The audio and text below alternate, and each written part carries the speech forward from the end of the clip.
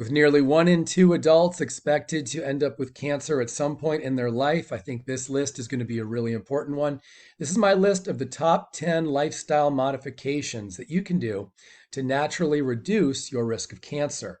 Before we get into it, I'm going to ask for you all to help support the channel by subscribing and liking this video. That way you get more great videos like this in the future, and you help more people to see this one as well. All right, that said, let's start with the first four. Now, these first four items are all going to be lifestyle modifications of things to avoid, where the final 6 items that we're going to get to in a few minutes are all going to be things that you want to deliberately seek out. All right, that said, our list of things to avoid is going to begin with smoking. Obviously, smoking is a huge carcinogen. It is definitely something you want to avoid, not only to reduce risk of cancer, but also to reduce risk of the number one killer in the US, and that's cardiovascular disease. Not to mention, it's going to destroy your workouts, destroy your brain, basically destroy your life. So, number one is let's stay away from smoking. Now, number two is another pretty obvious one, and that's alcohol. Now, in the past, a lot of studies were showing that even 2, 3, 4 drinks a week was really not going to increase risk of cancer. But now we're seeing more data that suggests the opposite. And I think it's mainly because the relationship between alcohol and cancer, it's not so linear. It's not all that straightforward.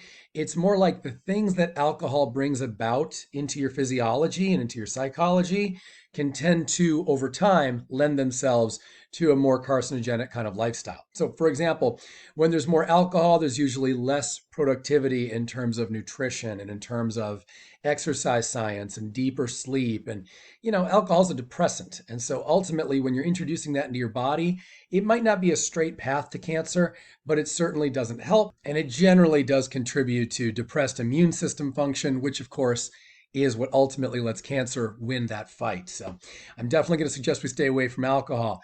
Now, that said, we've got a really serious one here, and that's the processed sugars that are so prevalent in the American diet and diet in most of the Western world.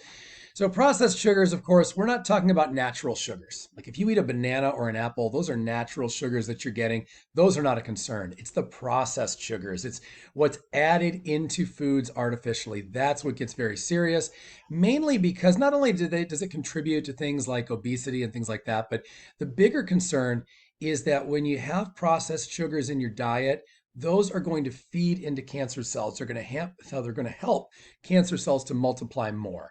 And so that's why staying away from processed sugars as best we can. I know that's very difficult in 2024, but the more you can minimize these, the better. All right, so now let's talk about tanning beds. Now, certainly there has been quite a bit of study on tanning beds, and none of it turns out good. When you're using a tanning bed, even if it's very moderately, you're still introducing some level of unnecessary risk into your body regarding cancer. So obviously, I suggest avoiding a tanning bed. I know a lot of people are concerned about bathing out in the sun, that sunbathing itself can be carcinogenic. Honestly, there's studies that go both ways on this, but I would certainly say that unless you are getting tremendous sun exposure almost every day in a very chronic way, I would say you don't need to be worried so much about the sun. It's certainly a far, far smaller risk factor than using a tanning bed. All right, that said, we're done with the first 4 items that were all things that I said you wanted to avoid in your lifestyle. Now let's talk about the 6 items of things you want to seek out, that your body wants and that you probably don't have enough of in your life.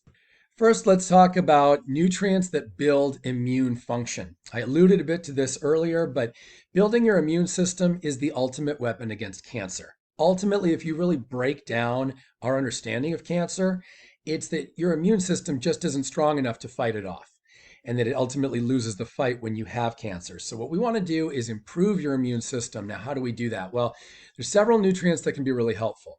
Higher doses of vitamin C have been found to improve immune function, as have herbs like ashwagandha and astragalus.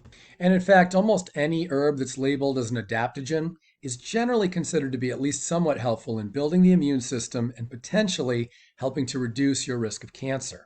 Now, most teas have also been associated with reducing cancer risk. There was some studies that showed that 6 cups for most people of green tea each day can actually be very beneficial. I definitely recommend you're getting it organic. And also teas like oolong tea and some black teas have also shown some great benefit as well in boosting the immune system. Now, while we're on the topic of nutritional choices that can help you reduce your risk of cancer, dark leafy greens absolutely have to be on this list. They're so vitamin rich and mineral rich. These are a really great way to reduce inflammation. And when you're reducing systemic inflammation, you're generally reducing cancer risk as well. Be sure to get these organic, of course. All right, so now let's also talk about omega 3s. Now, you're going to get some omega 3s from the dark leafy greens, but you want to deliberately seek out omega 3s. Depending upon your body size, you're generally going to want somewhere between about 1 gram or 2 grams a day, some people even more. But omega 3 is critical. And although it's not necessarily labeled as an anti-carcinogen, it doesn't necessarily have that direct linear relationship. Your body does not function as well when you have reduced omega 3, and this certainly can help to increase your risk of cancer. So I do recommend making that one a priority as well. Now, one of the other components here that you want to seek out to help reduce risk of cancer, and this is a big one, it's what we call prayer meditation or prayer/meditation. Basically, you need something, some kind of mindfulness, some kind of spiritually connected relaxation technique in your life to be able to unplug from all the stressors that are out there, all the responsibilities that weigh you down and that you have to keep track of. That ability to just tie into your sense of self as it relates to spirit is something that is clinically studied to actually help to reduce risk of cancer. People who are more spiritually connected and who are meditating, or perhaps they're doing yoga or something that becomes a spiritual outlet, generally don't have as much cancer. Now, it can be said that people who are seeking out this kind of thing, like prayer and meditation and stress management, are people who are probably not going to see cancer as much because they also have other healthy habits in their life, like some of these things we've discussed in the video. So that's entirely possible, but there does seem to be some pretty well studied pathways that when you're getting involved in prayer or meditation or something thereof, that you do help to calm the nervous system, you're de-stressing the body, you're getting more productive sleep, and essentially you're improving your physicality as well as your spiritual connection and your mental connection. All right, so that said, let's move on. We've got just a couple more items here. So now sleep is the next item that we're going to talk about, sleep science. I talk about this one in a lot of our videos, and the reason is sleep is really the fundamental behind every kind of physiological process that you have. There is not one biological process that you have going on in your body that doesn't rely on the right restorative sleep. And if you don't get the right restorative sleep chronically, you're going to be at a much greater risk to have cancer due to depressed immune function.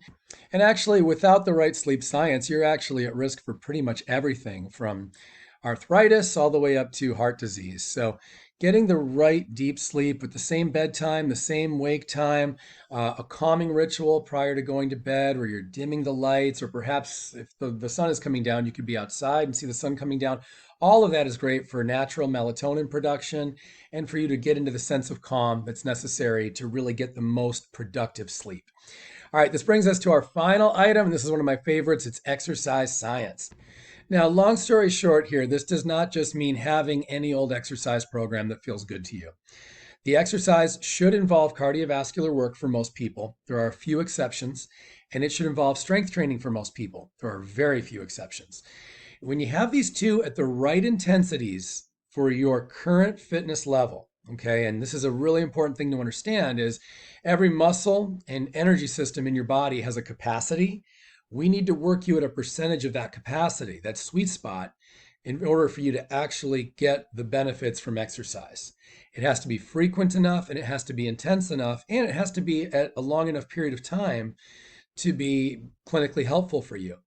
And so what a lot of people do when they exercise is they gravitate to what they enjoy, and they choose an intensity and a duration that are sort of haphazard. They're not really based on anything. They just pick up a weight that feels about right, or perhaps they join a boot camp or something and they say all women use 5 pounds, men use 10, or something like that. And none of that is really clinically viable for your energy systems or your muscles, or frankly, your bones and joints either. So when it comes to getting the right kind of exercise, you want to be totally therapeutic and productive for the body. It is going to take some research or hiring the right coach. And frankly, the same is to be said whether we're talking about strength training or cardiovascular exercise or even stretching. Everything needs to find that sweet spot. And this is why when most people exercise, they generally don't find the sweet spot. They don't get great results. If you want to use exercise to effectively reduce your risk of cancer and other diseases, one of the best things you can do is do a little homework, hire the right coach, and really find out what those variables and metrics need to look like. So I hope this video has been helpful. Please be sure to comment down below. Let me know what your questions are, what your feedback is like. As always, if you'd like to work with myself or a perfect personal trainer, you can comment down below. Let me know. You can call me directly. We can get you set up, or you can visit one of our websites in the description. As always, I'm looking forward to your health and your wellness success.